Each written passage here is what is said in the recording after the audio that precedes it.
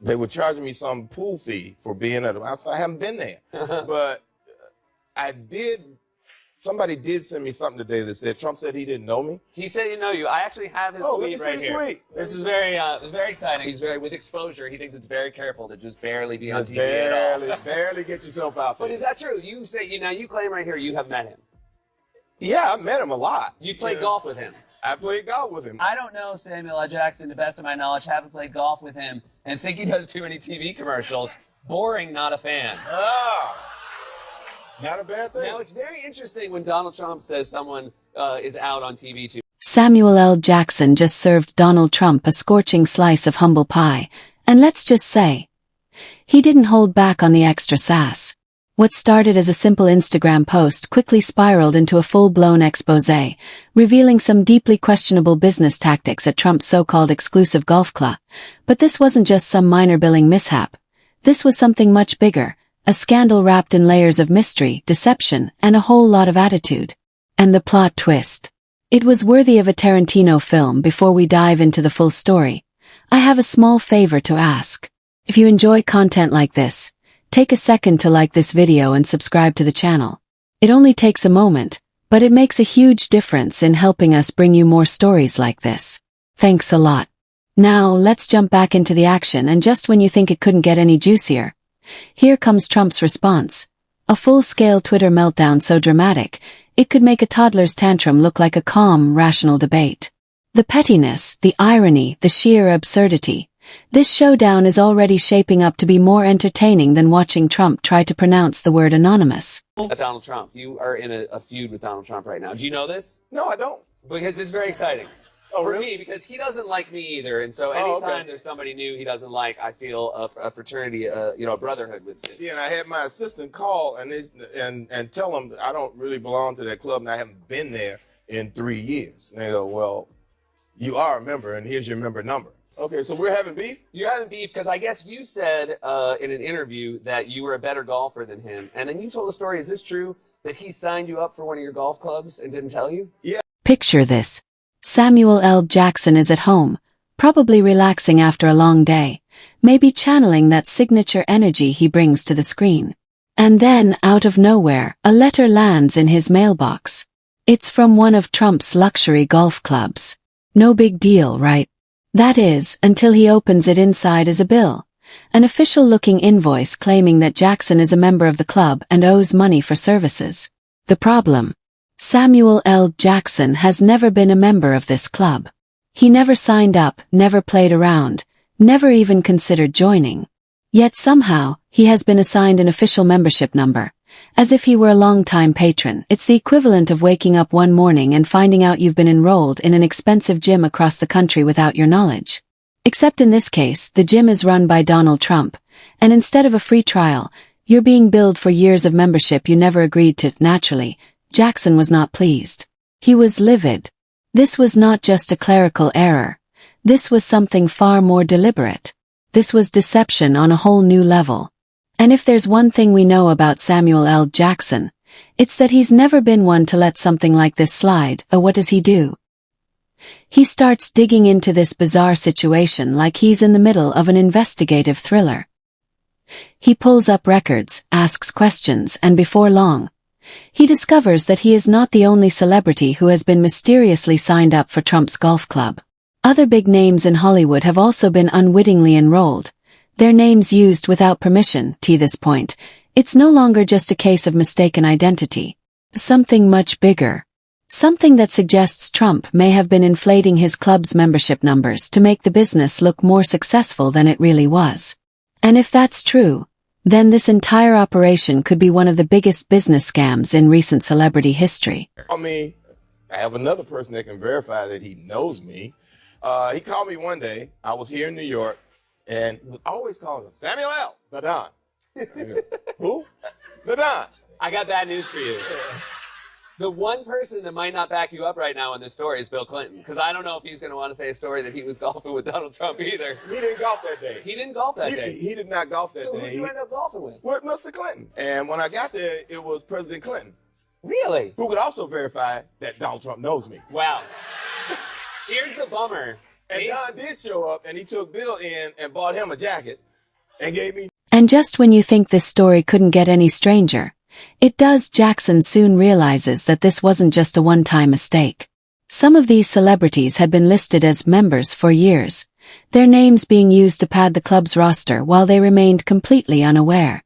It's almost as if Trump was running a scheme to make his club appear more exclusive by faking high-profile memberships. For years, Trump had bragged about the exclusivity of his properties, claiming that only the wealthiest and most elite individuals could gain access. Yet behind the scenes, he was allegedly signing people up without their consent, turning what was supposed to be an invitation-only experience into something closer to a marketing stunt, and Samuel L. Jackson was having none of it. This is a man who has gone head-to-head with dinosaurs, taken down terrorists on an airplane, and commanded the Avengers as Nick Fury. But this was a whole new level of ridiculous. And Jackson wasn't about to let it slide. What did you think of that MFer Donald Trump tweeting that you're a boring actor who does too many TV commercials? Oh my God, did he tweet that? Yeah, he did. Speaking of which, the number one question for you was, what's in your wallet? My wife's hand. There you go. Your new Capital One commercial comes out during March Madness. What was your reaction to that? I look at my bank account, I laugh.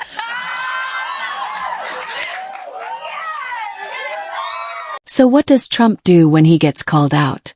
The same thing he always does. He denies everything and fires back with a Twitter tantrum. Instead of addressing the controversy with an explanation or an apology, Trump goes on the attack. He claims he doesn't even know who Samuel L. Jackson is. A statement so absurd that it's almost laughable. This is a man who has starred in over 100 films, including some of the biggest blockbusters in Hollywood history. Pretending not to know him is about as believable as claiming not to know who Spider-Man is, but Trump doesn't stop there. He takes it a step further by criticizing Jackson for appearing in too many commercials, as if that's some kind of insult. Coming from a man who has spent decades slapping his name on everything from steaks to water bottles to a failed university, the irony is almost too much to handle. But here's the thing about Trump's insults: they don't always land the way he thinks they will. If anything, his attack on Jackson only fueled more support for the actor.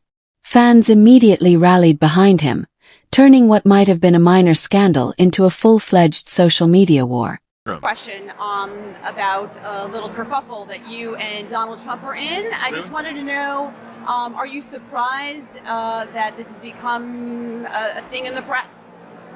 Is it a thing in the press? Why do you think he's saying? I don't know. I don't care. Yeah, come on. He has to say whatever he has to say. He has to say. You know, it's one of those interesting things that he called me one day to play golf, not to play with him, but to play with a friend of his.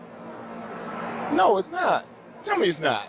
I mean, really? I mean, out of all the things that need to be dealt with presidentially, he's worried about me saying that he cheats at golf, or that he doesn't really know me. Is that what it is? Jackson's supporters wasted no time roasting Trump for his pettiness.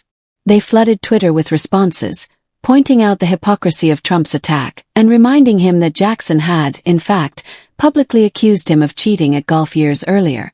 And that's when the real history of their feud started to resurface. This wasn't just a new controversy. It was a years-long battle that had been brewing for quite some time. Back in the day, Jackson had openly stated that Trump was a terrible golfer, and that he had a habit of bending the rules in his favor. Now, years later, it was all coming full circle. But Samuel L. Jackson wasn't about to let Trump get away with rewriting history. You were here in 2016. I can't believe it's been that long. That's why we're so happy to have you back. It was 2016 last time you were here. Really? Last time you were here was before the election. Wow. Yeah. It's a different world. You have a little cautionary tale for us. Jim? Please. Don't think the other thing can't happen, because that's why the Brexit is trying to get a recall right now. We have a clip here. Very few people thought that President Trump could actually make it to the Oval Office. And I did. Instead of simply clapping back with a sarcastic tweet, Jackson came armed with something much more powerful. Cold, hard evidence. He went straight to Instagram and posted a picture of the bill from Trump's golf club, proving beyond a shadow of a doubt that Trump's claims were completely false. There it was in black and white. An official document contradicting every excuse Trump had tried to make, and just to add a little extra sting to the moment, Jackson added a caption that sent a clear message. I'm going to block his ass too. In a matter of minutes, his post was everywhere. Screenshots flooded social media. Fans shared it far and wide, turning Jackson's takedown into a viral moment. The damage was done, and Trump's attempt to bury the story had only backfired. Think I can make something else come true? Sure. No, I can't do that. No. There'll be people knocking on my door. How's it feel to be right that it could happen? I don't If want to nobody be called? right. I didn't want to be right. I hoped I was trying to be funny. Yeah, we don't get it. Yeah, And cheers. No, you've looked at the crop of challengers to the president. Is there anybody out there who really afloats your boat? not yet. I think you were trying to make sure people would go vote. I was really hoping people would go vote, and I hope they'll go vote now because now they know what can happen. But in his eagerness to expose Trump's lies, Jackson made one small mistake. His home address was visible on the bill he posted. It was an unfortunate slip-up, one that could have serious privacy implications. His team quickly worked to take the post down and remove the sensitive information, but in the age of the internet, nothing ever truly disappears.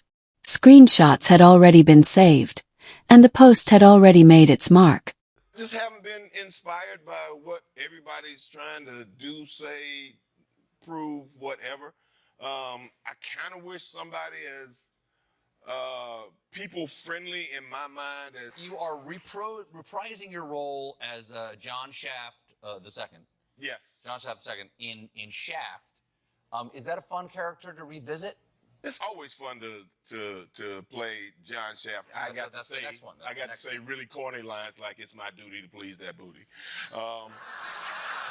but you get to be cool, you get to be irreverent, you get really nice clothes. At the end of the day, this wasn't just about a golf club. It was about something much bigger. The power of celebrity, the influence of social media, and the way people in power attempt to manipulate narratives. Samuel L. Jackson wasn't afraid to use his platform to call out what he saw as deception, and in doing so, he showed the world that sometimes, it takes a little Hollywood-style drama to shine a light on the truth. So the next time you watch a Samuel L. Jackson movie, just remember he's not just taking down bad guys on screen. He's taking them down in real life too.